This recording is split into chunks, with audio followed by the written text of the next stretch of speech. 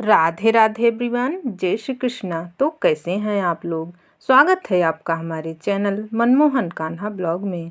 तो आज हम आपके लिए लाए हैं माघ मास के कृष्ण पक्ष में पड़ने वाली सटतिला एकादशी की व्रत कथा, जिसे सुनने मात्र से हमारी सभी मनोकामनाएं पूर्ण होती हैं और अंत में हमें स्वर्ग की प्राप्ति होती है। तो आइए इस परम पवित्र कथा को श्रवण करते हैं। एक दिन नारद ऋषि बोले, हे भगवान, आपको मेरा सादर नमस्कार है। इस सटतिला एकादशी का क्या पुण्य होता है और उसकी क्या कथा है, ये सब आप मुझे विस्तार पूर्वक कहिए। तब भगवान श्री कृष्ण बोले, हे नारद, अब मैं तुम्हें एक अत्यंत प्राचीन कथा सुनाता हूँ। इसे तुम ध्यान पूर्वक सुनो। प्राचीन समय में मृत्युलोक में एक ब्राह्मणी रहती थी। वह सदैव व्रत किया करती थी। एक समय वह 1 माह तक व्रत करती रही, जिसके कारण उसका शरीर अत्यंत दुर्बल हो गया। वह अत्यंत बुद्धिमान थी, परंतु फिर भी उसने कभी भी देवताओं तथा व्रतों से अपना मन अस्थिर नहीं किया। इस प्रकार मैंने सोचा कि ब्राह्मणी ने व्रत आदि से अपना शरीर शुद्ध कर लिया है और इसको वैष्णव लोक भी मिल जाएगा, परंतु इसने कभी भी अन्न का दान नहीं किया था। इससे इसकी तृप्ति होना कठिन है। ऐसा सोचकर मैं मृत्यु लोक में गया और उस ब्राह्मणी से अन्न मांगा। इस पर वह बोली, हे महाराज, आप यहाँ किस लिए आए हैं। मैंने कहा, मुझे भिक्षा चाहिए। इस पर उसने मुझे एक मिट्टी का पिंड दे दिया। मैं उसे लेकर स्वर्ग लौट आया। कुछ समय व्यतीत होने पर वह ब्राह्मणी भी शरीर त्याग कर स्वर्ग आई।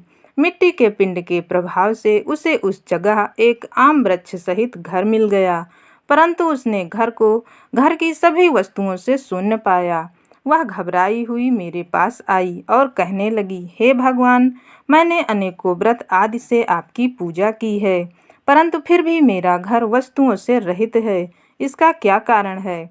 मैंने कहा, तुम अपने घर को जाओ और देव स्त्रियां तुम्हें देखने आएंगी। जब तुम उनसे सटतिला एकादशी का पुण्य और उसकी महिमा पूछोगी, तभी तुम उसके द्वार को खोलना।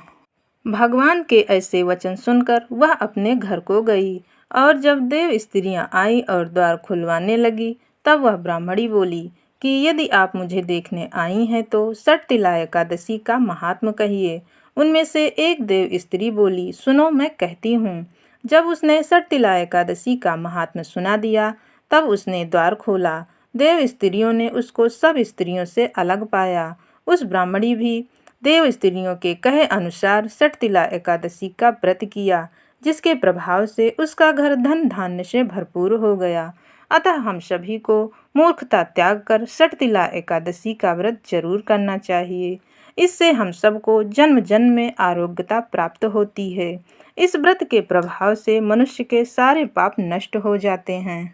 इस दिन हमें तिल का उपयोग 6 प्रकार से करना चाहिए और तिल का दान जरूर करना चाहिए, क्योंकि कहा जाता है कि हम जितना तिल का दान करते हैं, उतने ही सहस्त्र वर्षों तक हमें स्वर्ग में रहने का अवसर प्राप्त होता है। इसलिए हम सभी को अपनी सुविधा अनुसार तिल का दान जरूर करना चाहिए। यह कथा आपको सुनने में कैसी लगी, हमें कमेंट में ज़रूर बताना। और अगर यह कथा आपको सुनने में अच्छी लगी हो तो प्लीज़ वीडियो को एक लाइक कर देना और ऐसी ही धार्मिक कथाओं को सुनने के लिए हमारे चैनल को सब्सक्राइब कर लेना। तो मिलते हैं किसी और वीडियो में एक नई कथा के साथ। राधे राधे, जय श्री कृष्णा।